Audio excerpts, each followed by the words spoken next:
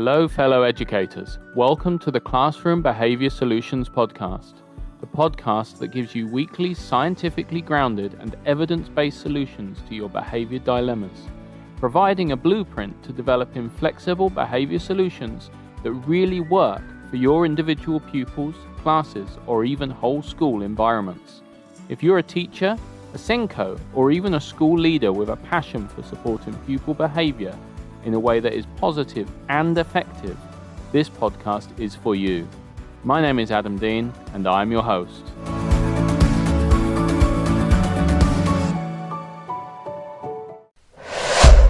Hello and welcome to this week's episode of Classroom Behaviour Solutions with me, your host, Adam Dean.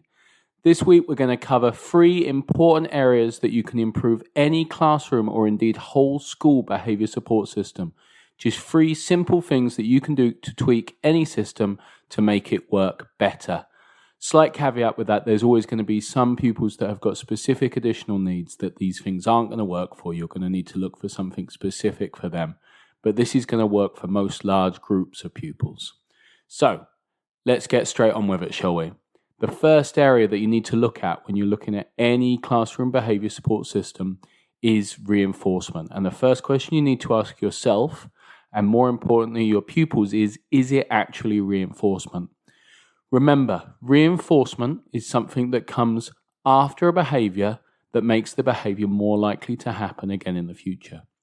So if your behaviour support system is looking to improve how many times people put their hands up, how many times people hand in their homework, people taking the right stationery along to lessons, and you put the system in and people aren't doing that more, then what you're doing is not reinforcement.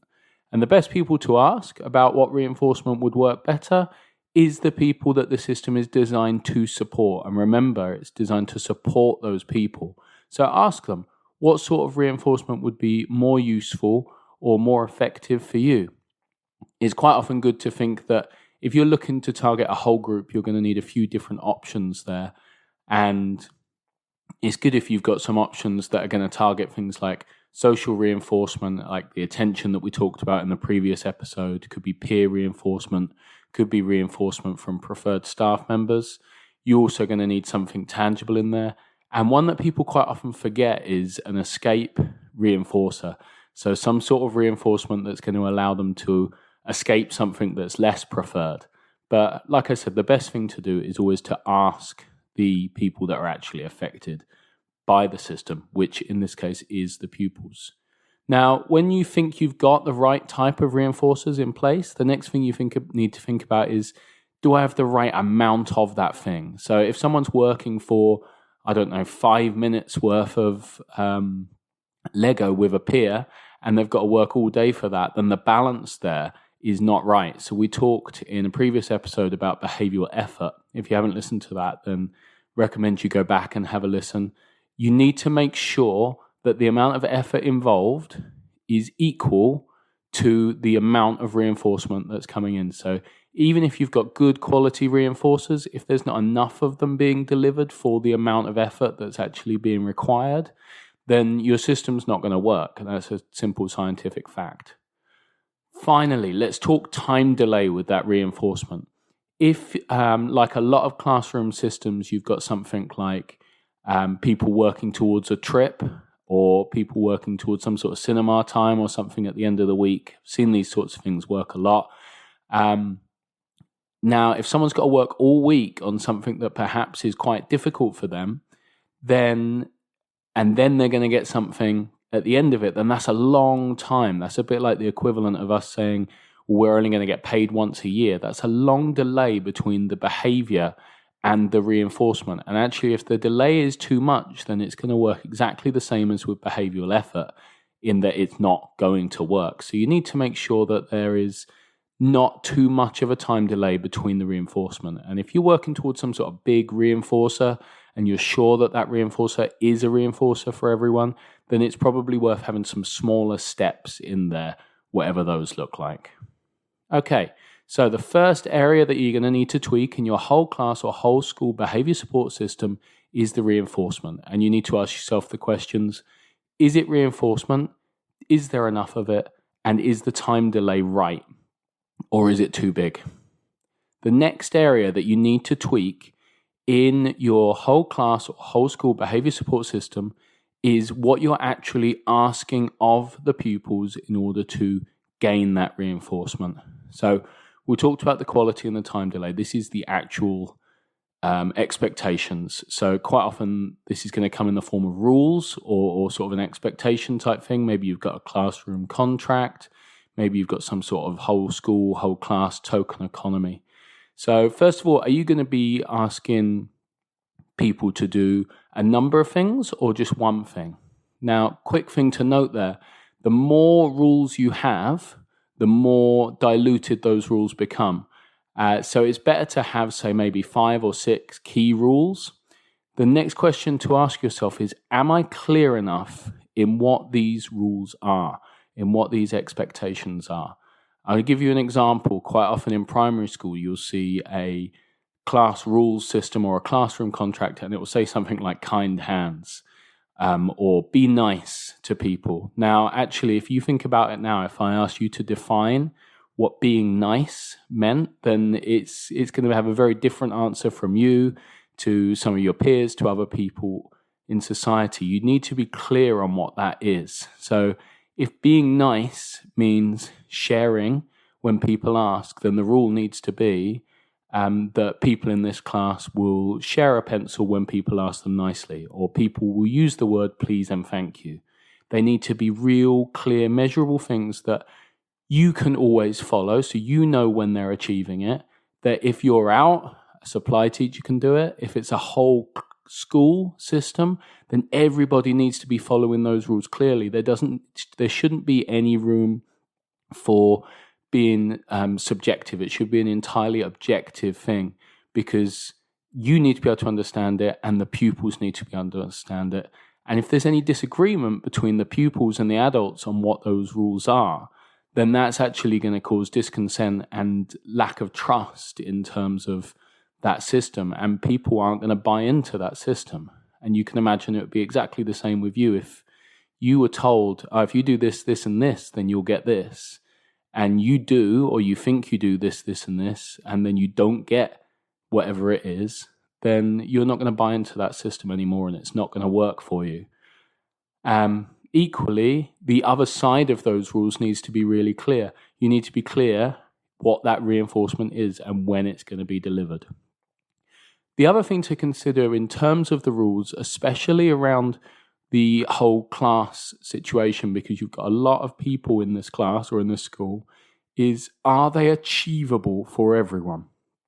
That's really, really important, because if you've got a system that's going to support everyone, and that's what a whole class or a whole school system should be, then they need to be achievable in some way for everybody, or you're not going to get buy-in, and it's not going to work, because nobody's going to follow that rule and they're not going to get that reinforcement. And so you need to really think carefully about how you make your rules or your targets or whatever it is that you're looking at something that's achievable for everyone. And there's a few different ways that you might be able to do that we're not going to look at today, but you really need to think that through very carefully. Okay, so we've got rules next. You need to make sure the rules are clear. You need to make sure that they're objective so that there's not going to be any confusion about what they mean. And whatever it is that you're asking to be done is achievable for everyone. And that's really, really important. Okay, the third important area that you can tweak your whole class or whole school behavior support system is to consider asking yourself this question: am I accidentally adding any new reinforcement or punishment in this situation? So let's have a little look at this situation, okay? Is there a potential that by people either not achieving a particular rule or not achieving a certain amount of points, that they're going to be getting some sort of socially positive reinforcement from peers? Need to think really carefully about that. I'm thinking of myself when I was at high school. If everybody else got a merit and I didn't because I was being cheeky, then for me that meant that I got a certain amount of peer positive social reinforcement. And that's something that you need to consider. And that can be something that you might need to tweak in terms of how the rules and the points are displayed or how they're reported. Maybe it needs to be something that's a little bit more private rather than something that's public. Which brings us to the next area that you may need to consider tweaking in terms of these accidental reinforcements and punishments is, are you publicly displaying these points? Now, if you are publicly displaying these points, then I want you to seriously think about whether that is the best possible way forwards. There's a couple of problems with that. The first is that by publicly displaying these points, you are encouraging that additional social positive reinforcement. For some pupils, that's going to be when they get it, and for some pupils, it's going to be when you don't. The other reason to sort of consider not publicly displaying your classroom or whole school behavior support system is the impact that that can have emotionally on the children who are not accessing the reinforcement as much as other people. It can be quite degrading, potentially, if everybody else has got, say, 80 points and little Johnny's only got 20. It's going to have a negative impact on him. It could have a punishing effect. We could start to see some of those additional emotive responses and additional behaviors. You may end up with a classroom behavior support system that works for some pupils, but actually has the complete opposite effect on others. So publicly displaying classroom or whole school behavior support systems isn't the best option, and it's certainly worth finding a way to do it privately, or at least asking individual pupils what they would prefer. Finally, really consider when you're setting up your classroom or whole school behavior support system, are there going to be negative rules in terms of, are there going to be rules that don't do this, don't do that, don't run, don't shout out, etc. Personally, I would encourage you not to have negative rules.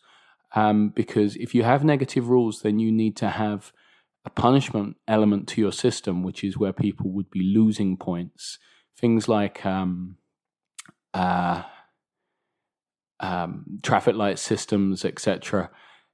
I really don't like those because they have all the side effects of punishment that we talked about in the second episode. And they also have this